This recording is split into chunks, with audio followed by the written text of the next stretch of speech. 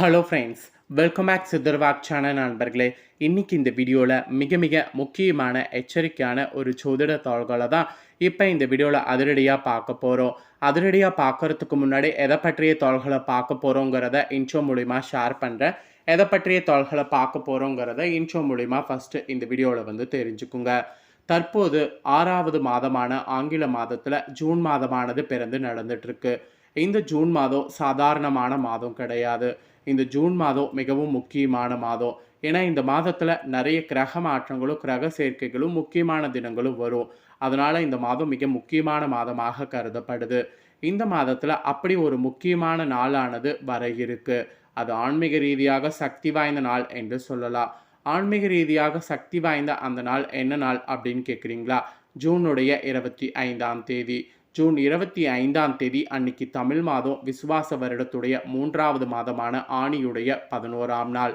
கிழமை அன்னைக்கு புதன்கிழமை. இந்த நாள் தான் அந்த சக்தி வாய்ந்த நாள் வருது. இந்த நாள் அப்படி என்ன சக்தி வாய்ந்த நாள் அப்படின்னு கேட்குறீங்களா? இந்த நாள் ஆணி மாத அமாவாசையானது வருது.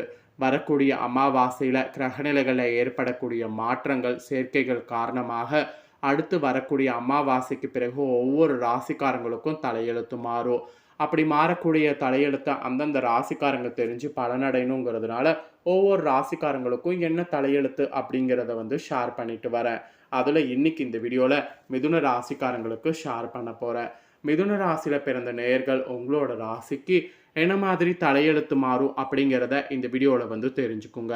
உங்களோட ராசிக்கு மாறக்கூடிய தலையெழுத்தை தெரிஞ்சு அதற்கேற்ப நடந்து பலன் பெறுங்க.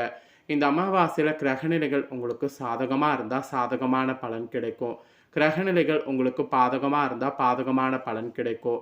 ஸோ கிரகநிலைகள் எப்படி அமைதோ அதை பொறுத்து தான் பலன் கிடைக்கும். அதனால் கிரகநிலைகள் அமைவதை தெரிஞ்சு அதற்கேற்ப நடந்து பலன் பெறுங்க.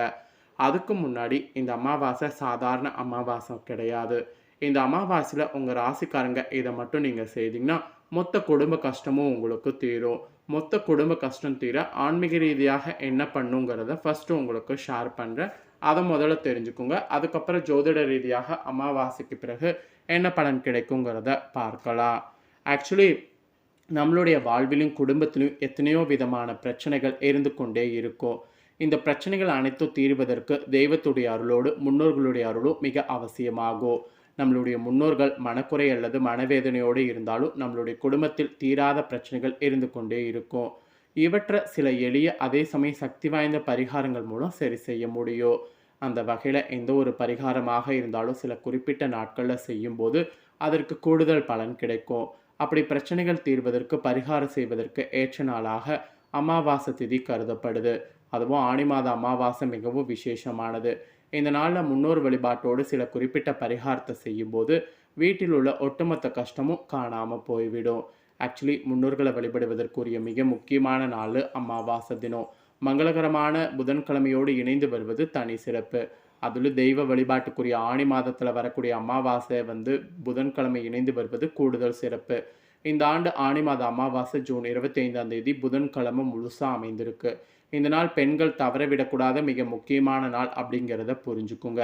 ஆக்சுவலி திருவாதிரை நட்சத்திரத்தோடு இணைந்து வரக்கூடிய சர்வ அமாவாசையான இந்த நாளில் பெண்கள் ஒரு குறிப்பிட்ட பரிகாரத்தை செய்தீங்கன்னா குடும்பத்தில் உள்ள அனைத்து விதமான கஷ்டங்களும் நீங்கிவிடும். சுபிட்சமானது ஏற்படும். திருமண குழந்தை பாக்கியம் போன்ற சுபகாரியம் நடைபெறுவதில் இருக்கக்கூடிய தடைகள் அனைத்தும் நீங்கிவிடும். அதோடு பித்ருதாசம் அப்புறம் முன்னோர்கள் சாபம் ஆகியவெல்லாம் நீங்கி வீட்டில் நன்மை பெருகி கொண்டே போகும். இந்த மாதிரி பல அதிசயங்கள் நடக்கும். ஸோ இப்போ பிரச்சனைகள் தீர்க்கக்கூடிய பரிகாரம் சொல்கிறேன். என்னங்கிறத தெளிவாக நோட் பண்ணி அதை செய்யுங்க. ஆணி மாத அமாவாசையில் அதிகாலையில் எழுந்து குளித்து விட்டு ஆண்கள் வழக்கம் போல் பித்ரு தர்ப்பணம் கொடுத்து முன்னோர் வழிபாட்டினை மேற்கொள்ளுங்க. பிறகு தெய்வ வழிபாட்டை செய்யுங்க. பெண்கள் சமையல் உள்ளிட்ட வேலைகளை முடித்து விடுங்க. பகல் உச்சி பொழுதிற்குள் முன்னோர் வழிபாட்டினை நிறைவு செய்து விட்டுருங்க. அதுக்கப்புறம் அன்றைய மாலை 6 மணிக்கு மேல் வீட்டில் உள்ள பூஜையில் பெண்கள் விளக்கேற்றி வழிபாடு செய்யுங்க. முதல்ல குலதெய்வத்தையும் பிறகு விநாயகரையும் மனதார வழிபாடு செய்யுங்க. அதுக்கப்புறம் ஒரு தட்டு எடுத்துக்கோங்க. அதில் 2 வெத்தலை, 2 பாக்கு, 2 வாழைப்பழம், சிறிது பூவு, மஞ்சள், குங்குமம், ₹1 நாணயம் ஆகியவற்றை வைத்திருங்க. தாம்பூலம் தயார் செய்து கொள்ளுங்க. முடிந்தவர்கள் அதோடு ரவிக்க துணி அல்லது புடவை ஆகியவை கூட வாங்கி வைக்கலாம். முடியாதவங்க வெத்தலை, பாக்கு, பூ, பழம் மட்டும் வைத்து தயார் செய்து கொள்ளுங்க. இது போல் 5 தாம்பூலங்கள் தயார் செய்து வைத்திருங்க. குலதெய்வத்திடம் மனக்குறைகள் தீர மனதார பிரார்த்தனை செய்து கொள்ளுங்க. பிறகு வீட்டில் சுமங்கலியாக இருந்து இறந்த பெண்களை நினைத்து வழிபட்டு பூஜரையில் வைத்துள்ள இந்த தாம்பலத்திற்கு கற்பூர ஆராத்தியை காட்டுருங்க.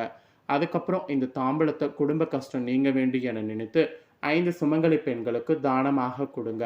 ஏழை சுமங்கலி பெண்களுக்கு கொடுப்பது மிகவும் விசேஷம். முதல்ல ஏதாவது இனிப்பை அவர்களுக்கு சாப்பிட கொடுத்து பிறகு இந்த தாம்பலத்தை கொடுங்க. ஏழை பெண்களுக்கு கொடுக்க முடியவில்லை என்றால் அக்கம் பக்கத்தில் இருப்பவர்களுக்கு கொடுங்க. இந்த தாம்பலத்தை எடுத்து சென்று கோவிலில் வைத்து கூட கொடுக்கலாம். மிக எளிமையான அதே சமயம் மங்களகரமான இந்த பரிகாரம் பெரிய புண்ணியத்தை தரும். அதுவும் பெண்கள் நீங்கள் பார்த்தீங்கன்னு வச்சுக்கோங்களேன், உங்கள் கைகளால் இதை நீங்கள் செய்கிறதுனால தாலி பாக்கியம் உங்களுக்கு பலப்படும். அதனால் நம்பிக்கையோடு செய்து நம்பிக்கையோடு பலன் பெறுங்க. இதுதாங்க செய்ய வேண்டிய பரிகாரம். இப்போ உங்களோட ராசிக்கு என்ன மாதிரியான பலன் கிடைக்குங்கிறத சொல்கிறேன். ஆனி மாத அமாவாசையில் கிரகநிலைகள் இப்படி தான் அமைஞ்சிருக்கு. ராசியில் சூரியன், பஞ்சமஸ்தானத்தில் கேது, கலஸ்தரஸ்தானத்தில் சந்திரன், அஷ்டமஸ்தானத்தில் சனி, தொழில் ஸ்தானத்தில் செவ்வாய் குரு, லாபஸ்தானத்தில் சுக்கரன் ராகு, அயனசைன போகஸ்தானத்தில் புதன். இந்த மாதிரி கிரகநிலைகள் வலுவாக அமைஞ்சிருக்கு. கிரகநிலைகள் இப்படி வலுவாக அமைஞ்சதோட அடிப்படையில் தான் உங்களோட ராசி நட்சத்திரத்துக்கு அமாவாசை பலன் குறிப்பிடப்பட்டிருக்கு. ஃபர்ஸ்ட் மிதுன ராசி மிருகசீட 3-4 பாதங்களில் பிறந்தவங்களுக்கு சொல்லப்பட்டிருக்கு. இதில் பிறந்தவங்களுக்கு இந்த மாதம் அமாவாசையிலேருந்து தைரியமாக எந்த காரியத்தையும் செய்து முடிக்கிறதுக்கு வாய்ப்பு இருக்குது. சகோதரர்கள் மூலம் நன்மை உங்களுக்கு உண்டாகும்.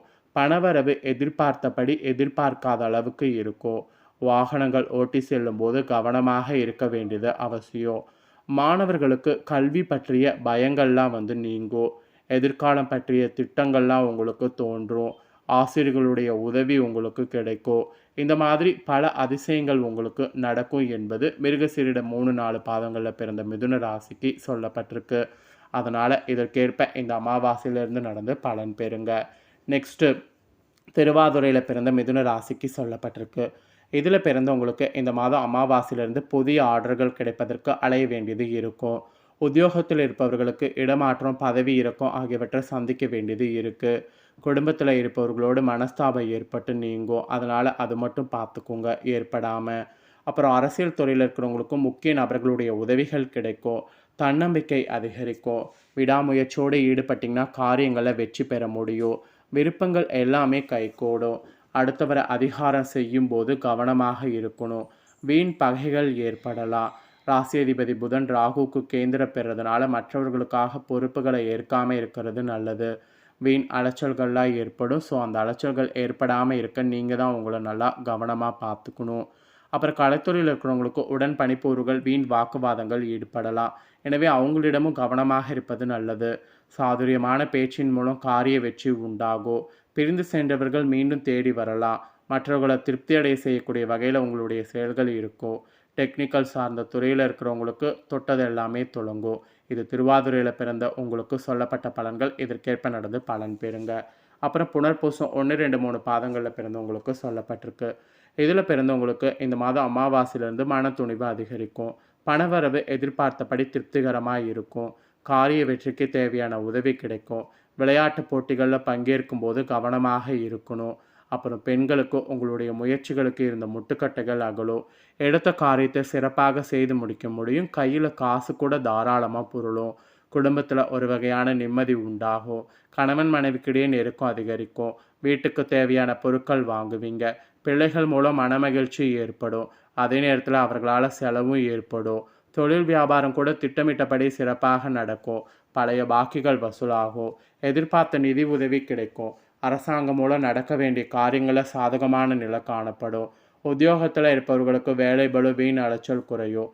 எதிர்பார்த்த அதிகாரம் அந்தஸ்து கிடைக்கும். சாமர்த்தியமான பேச்சால் எல்லாவற்றையும் சமாளிக்கிறது உங்களுக்கு முடியும். அப்புறம் எப்போதும் சுறுசுறுப்பாக செயலாற்றுற மாதிரி நீங்கள் இருப்பீங்க.